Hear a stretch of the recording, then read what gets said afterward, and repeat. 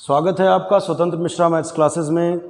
हम लोग स्टार्ट करेंगे आज एक्सरसाइज 13C डॉक्टर मनोहर रे की बुक से। पहला क्वेश्चन हमारा ये है, विमाएँ दी गई हैं 5.5 centimetre into 10 centimetre into 3.5 centimetre वाला एक घनाभ हमें बनाना है। ठीक है, तो घनाभ की लंबाई दी है, चौड़ाई दी है, ऊंचाई दी है। अगर गुणा कर दें तो घनाभ का आयतन मिल जाएगा। ठीक है, हमें एक ऐसा घनाभ बनाना है। कैसे बनाना है आगे सुनिए। के लिए 1.75 सेंटीमीटर व्यास और 2 mm मोटाई वाले कितने चांदी के सिक्कों को पिघलाना पड़ेगा। जो बात गणित में पूछी जाती है उसको मान लेते हैं। इन्होंने पूछा कितने सिक्कों को पिघलाना पड़ेगा। माना n सिक्कों को पिघलाना पड़ेगा। ठीक है, समझ में आई बात। इन्होंने पूछा कितने सिक्कों को पिघलाना पड़ेगा, माना n सिक्कों को पिघलाना पड़ेगा। तो जो n सिक्कों का जो आयतन होगा वही घनाभ का आयतन होगा, दोनों बराबर कर दिए जाएंगे। सिंपल सी बात है।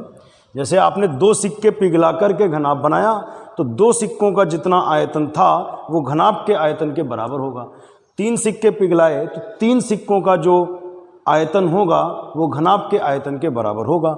तो इन n सिक्कों को पिघला करके आप घनाभ बना रहे हो, तो यानी हम ये लिख सकते हैं कि n सिक्कों का आयतन बराबर घनाभ का आयतन। अच्छा, घनाभ का आयतन आप जानते हो क्या होता है, LBH। इन तीनों की गुणा करा देंगे, सेंटीमीटर क्यूब में आ जाएगा। अब सिक्कों का आयतन कैसे निकालें, this is the main problem of question. सिक्कों का आयतन कैसे निकले जबकि सिक्के का व्यास दिया गया है। तो यहाँ पे लिख देते हैं कि व्यास कितना दिया है, 1.75 सेंटीमीटर। लेकिन हमें ज़्यादातर त्रिज्या की ही ज़रूरत रहती है हर फार्मूले में। तो हम लोग त्रिज्या कैसे निकालेंगे, हम जानते हैं त्रिज्या व्यास की आधी होती है। तो इसको आधा कर दीजिए, 1.75/2। इसको 2 से डिवाइड कर दो। जो व्यास था उसको 2 से भाग किया तो त्रिज्या आ जाएगी। इसको थोड़ा सा सही कर लो। कैसे, दशमलव हटेगा तो 2 0, एक अंक 2 अंक, 2 अंक है तो 2 0 नीचे बढ़ेंगे। दशमलव हटा तो 2 0 आए। 25 से काट लीजिए, 25 से काटोगे 25 अट्ठे 200 और 25 सत्ते 175। तो त्रिज्या हो गई 7/8। आगे की बात सुनो। और उनकी जो मोटाई है वो 2 mm है। एक्चुअली ये जो सिक्के हैं वो है क्या, गोला है, शंकु हैं, घनाभ हैं, बेलन है, क्या है। तो अगर एक सिक्का हम आपको दिखाएं, नॉर्मली अगर आप ये सिक्का देखोगे तो आप यही कहोगे कि ये तो सर वृत्ताकार है सिक्का। लेकिन अगर सिक्के को हम इस तरीके से देखें तो ये एक बेलन है जिसकी हाइट बहुत कम है। आई रिपीट, ये एक बेलन है जिसकी ऊंचाई बहुत कम है, 2 mm। और व्यास तो दिया है, व्यास दिया है तो त्रिज्या भी पता चल गई। ठीक है ना, ये इसकी ऊंचाई है, बहुत कम ऊंचाई है, 2 mm, मिलीमीटर में दी हुई है मोटाई। मोटाई मतलब हमारे लिए क्या है, ऊंचाई। हम यहाँ पर बनाते हैं। अब देखिए, इतना मोटा सिक्का तो नहीं होगा, लेकिन हम समझाने के लिए सिक्के को थोड़ा मोटा बना रहे हैं। ये हमारा सिक्का है, ये हमारा सिक्का है। ठीक है, यह समझ लो हमने एक के ऊपर एक सिक्के रख दिए तो n सिक्के हैं। अब तो ठीक है, अगर मान लीजिए एक सिक्का हम केवल देखें तो बहुत पतला सा सिक्का रहा होगा ये। इसकी मोटाई कितनी है, 2 mm। तो हम एक सिक्के को थोड़ा जूम करके आपको दिखा रहे हैं तो समझ लो बड़ा हो गया। ठीक है ना, है तो ये बहुत पतला, तो 2 mm। और इसकी त्रिज्या इतनी है 7/8 सेंटीमीटर और इसकी जो मोटाई है वो 2 mm है, 2 मिलीमीटर। तो ये मोटाई है इसको, लेकिन हम हाइट बोलेंगे। हाइट हो गई 2 mm। mm में नहीं, हमको चाहिए सेंटीमीटर में। तो आपको पता होगा कि मिलीमीटर को अगर सेंटीमीटर में बदलते हैं तो 10 से भाग करते हैं। इसको 10 से भाग कर दीजिए, 2/10। यहाँ क्या लिखोगे, सेंटीमीटर। ठीक है, तो इसको ऐसे ही 2 पंचे 10। तो हाइट हो गई कितनी, 1/5 सेंटीमीटर। बात समझ में आ गई होगी। अभी क्या करना है, सिक्के हमारे जो हैं वो बेलनाकार हैं ऐसा उसमें नहीं लिखा है। आपको खुद ही सोचना है कि एक सिक्का जो है एक बेलन ही होता है जिसकी हाइट बहुत कम होती, बहुत पतला सा सिक्का होता है। तो जो पतला सा होता है वो मोटाई कह लो या उसकी ऊंचाई कह लो, बाकी वो बेलन के जैसा ही होता है। n सिक्कों का आयतन, चूंकि सिक्के बेलनाकार हैं और बेलन का आयतन आप जानते हो क्या होता है, πr² h होता है। और घनाभ का आयतन LBH होता है। एच एच कैंसिल मत कर देना क्योंकि उसकी हाइट अलग होगी और इसकी हाइट अलग होगी, तो h1 h2 कर लो, ठीक है। या सीधे घनाभ का आयतन उधर आप लंबाई गुणे चौड़ाई गुणे ऊंचाई जिस फॉर्म में दिया है 5.5 इंटू 10 इंटू 3.5। अब n पाई का मान होता है बेटा 22/7। r कितना है, r है 7/8। 7/8 का स्क्वायर करो, 7/8 into 7/8 into height, and the height is 1/5, सब कुछ सेंटीमीटर में ही रखना है, इज इक्वल टू 5.5। अच्छा, इसकी 10 से गुणा कर दो तो दशमलव हट जाएगा, 55 हो जाएगा।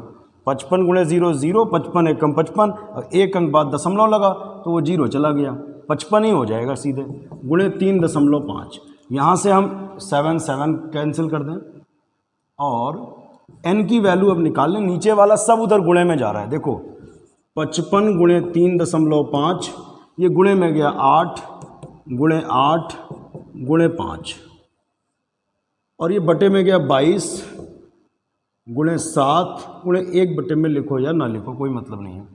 7 से काट लो, 7 पचे 35.5, 11 दूनी 22, 11 पचे 55, और 2 से काट दो, 2 चक्कू 8। तो ये कितना आ रहा है बताइए जरा। 55 25, 25 चक्कू 100, 55 25 चक्कू 100, लेकिन एक अंक बाद दशमलव लगेगा तो 10.0, और 8 पंजे 40, तो 10 गुणे 40 मतलब ये हुआ जाके 400। 40 गुणे 10 400, यानी 400 सिक्के अगर आप पिघलाओगे तो इस लंबाई चौड़ाई और ऊंचाई का एक घनाभ बन करके तैयार हो जाएगा। तो सिक्कों की संख्या कितनी हुई, 400। तो ऐसे समझ सकते हो कि 400 सिक्कों का जो आयतन है वो किसके बराबर होगा, घनाभ के आयतन के बराबर होगा। नेक्स्ट क्वेश्चन है हमारा, 3 गोले हैं, धातु के 3 ठोस गोले हैं।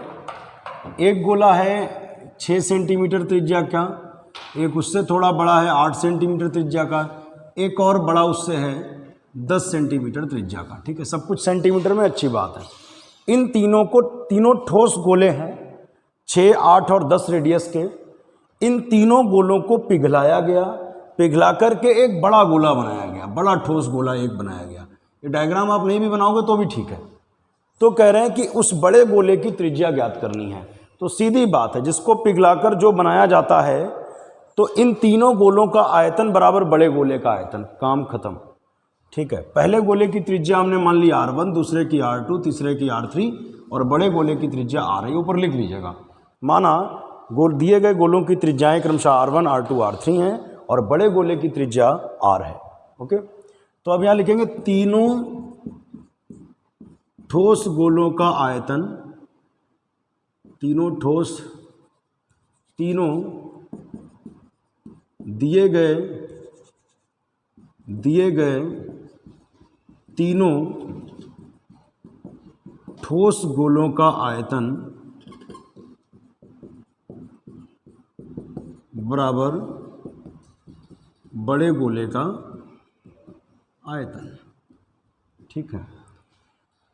पहले इस गोले का आयतन आप जानते हो 4/3 पाई r1 क्यूब, इसको आप जानते हो 4/3 पाई r2 क्यूब,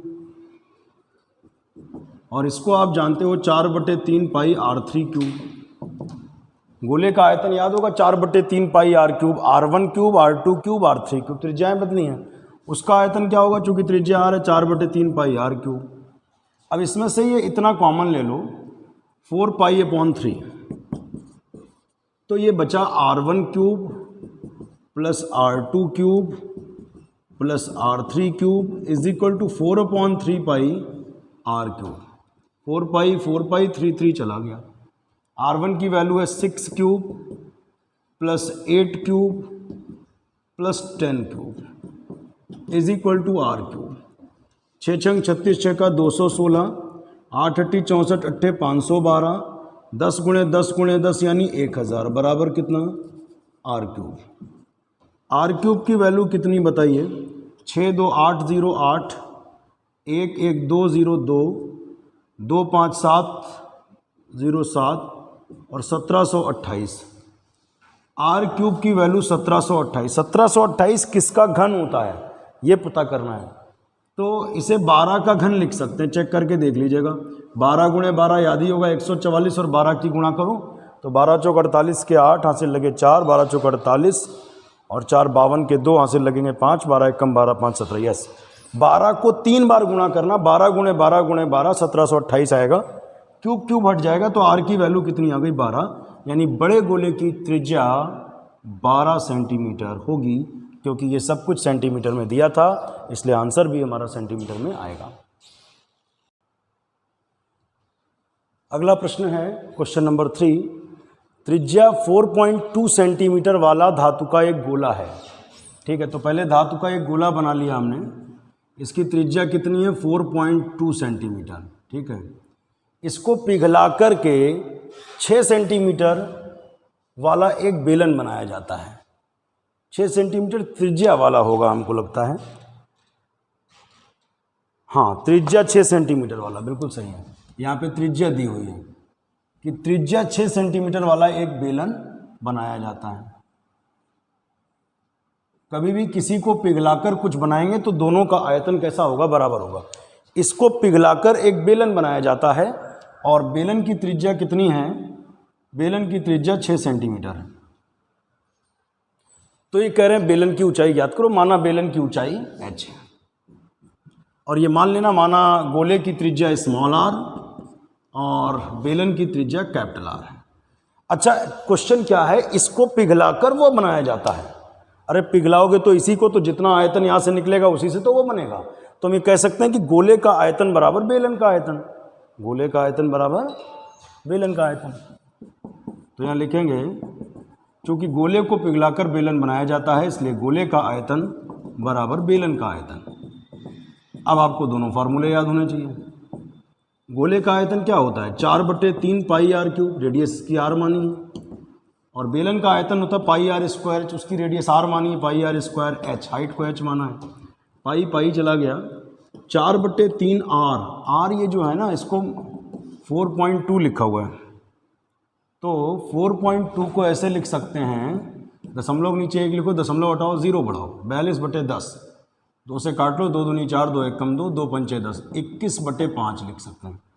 तो यहाँ पे लिखेंगे 21/5 का क्यूब, यानी 3 बार लिख लो, 21/5 गुणे 21/5 गुणे 21/5, 21/5 का क्यूब माने 3 बार लिखना है।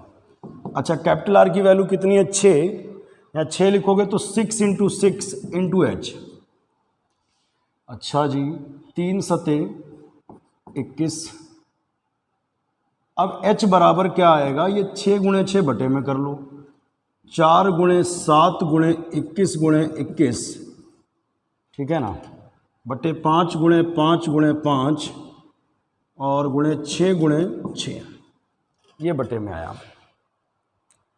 अब इसको आप पूरा सॉल्व कर लें, जैसे 3 दूनी 6 और 3 सते 21, 3 दूनी 6 और 3 सते 21, फिर ये 2 दूनी 4, 4 से कट गया, तो h बराबर कितना मिला, ध्यान से देखिएगा, 7 सती 49 सत्ते 343 ही होता है। आप गुणा करके चाहें तो देख लीजिए, 7 में 63 के 3, 6 बचेगा, 7 चौक 28 और 6 34। तो 7 का क्यूब आप जानते हो 343 याद ही होता है, 55 25 पंजे 125। अब 343 को 125 से भाग करिएगा आप, तो जो आएगा वही आपका आंसर हो जाएगा। इसको आप डिवाइड करके देख लीजिएगा। तो इसको डिवाइड करेंगे तो आंसर आएगा 2.744 सेंटीमीटर।